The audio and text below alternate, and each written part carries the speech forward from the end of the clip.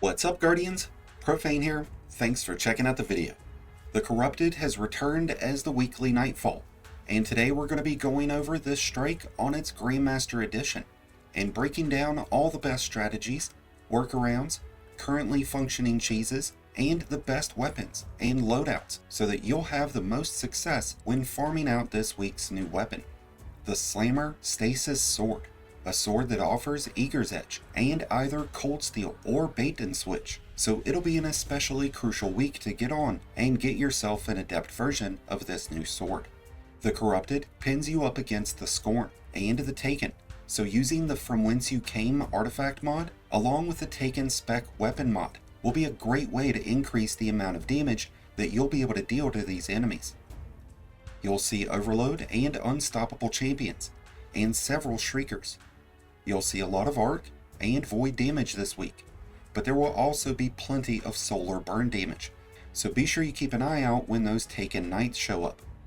Solar and stasis energies get surged this week, and rocket launchers will be overcharged, so it'll be a good week to run a mix of these two energies. I would recommend using exotics like the Malfeasance, the Sunshot, the Wicked Implement, the Divinity, or Luminarch to handle those champions. And keep in mind that pulse rifles and auto rifles can stun overload champions, as can rocket launchers, with the use of the seasonal artifact mods. Legendary stasis weapons with Chill Clip will help towards crowd control and stunning champions. And don't discount grenade launchers that can disorient your enemies, which can become a tremendous benefit when you're going up against some of the waves of enemies that this strike will throw at you. When the Corrupted begins, go ahead and knock out that first overload champion, and then zip over to your right, circle around the bridge, and focus on this mini-boss. There will also be 2 overload champions in this bunch, so make sure that if they spawn, they die, so that you have your chance at platinum rewards later. After the champs and boss are down, go ahead and jump through the portal, and make your way to the elevator sequence. A lot of players make this encounter a lot harder than it has to be, and all you really need to do to have success here is to get a few of these orbs pre-charged and ready. You can't charge up a bunch of these and then just drop them down anymore, but you are able to charge up one and just keep dropping it and picking it back up, and all of you in your team can do this. Throw the double charged orbs when the shielded enemies drop in, and just make sure that you communicate with your team so that you don't throw more than one double charged orb at the same enemies at the same time. In between each phase, you have time to quickly grab another orb and throw it to a teammate to get it charged up and ready for the next group. But just remember, these are only used to break the shields off of the yellow bar enemies that spawn in after the thrall. Once you've cleared the elevator sequence, you'll push forward through a few small groups of unstoppable champions and a couple of Shriekers before getting to the next obstacle, which is defeating 2 mini-bosses split between 2 realms. It'll be important to let all of the champions spawn into this encounter before you defeat either of these bosses. If you have a teammate that's skilled towards out-of-bound glitches, once you're in the Ascendant realm, you could have someone traverse forward to be able to pull your team ahead once the champions are gone. I find it best to hunker down on the right side, up on the 2nd floor.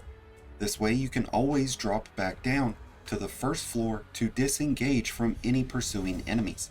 This also gives you a better viewpoint of the bosses and all the enemies, including the steps, where most of the enemies will start funneling into.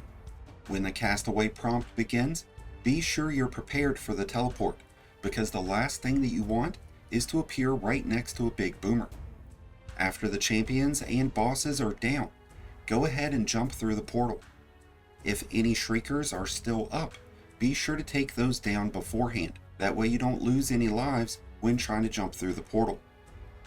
After you've come out, there will be 2 unstoppable champions waiting on you, along with a ton of thrall.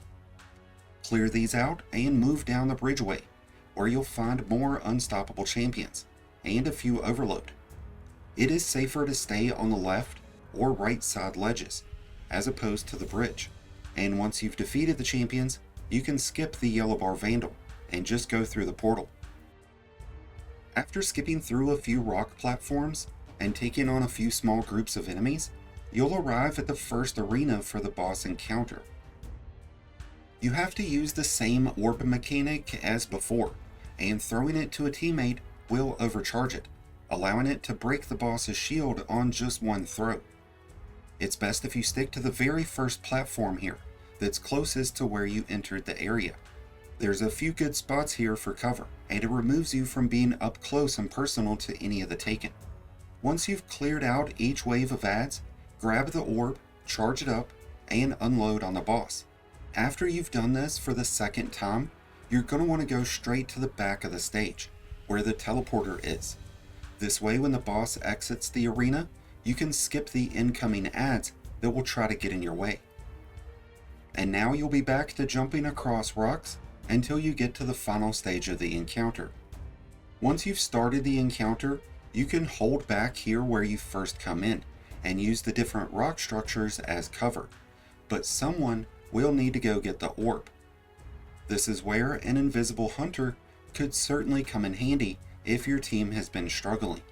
If you run around the perimeter of the stage, be aware the boss can force push you off, so try sticking behind the broken pillars to avoid those boss attacks. This boss is still highly susceptible to precision damage, so linear fusion rifles are still going to do very well, but rocket launchers give you the best damage potential between the weekly overcharge and the Argent Ordnance artifact mod. But the quickest way of taking this boss down is definitely going to be a Celestial Nighthawk with Golden Gun. And with that, you should have yourself a nice and clean run through of the corrupted Grandmaster, providing you with a nice Adept version of the Slammer. With a team of 3 hunters, with only one using Golden Gun, it took about 20 minutes on average to run through this Grandmaster. So with the addition of Wells of Radiance and maybe a few barricades, I'm sure all of you will have success when completing this Grandmaster this week. Regardless of what difficulty you're attempting it on, I wish you all the best of luck out there this week. Let me know how your attempts of the Corrupted are going and what your thoughts of the new Slammer Stasis sword are. Thank you as always for checking out the video. If you enjoyed and found it helpful, then be sure to hit that like button below, along with the subscribe button if you're new. Both are greatly appreciated, and both really do help support the channel. If you're a new Light Guardian, just starting your journey, or a battle-hardened veteran, just looking for a new home, then be sure to check out the Discord link in the description below, and join one of the greatest communities in all of Destiny. And until next time, Guardians, this has been Profane, wishing you all some happy hunting.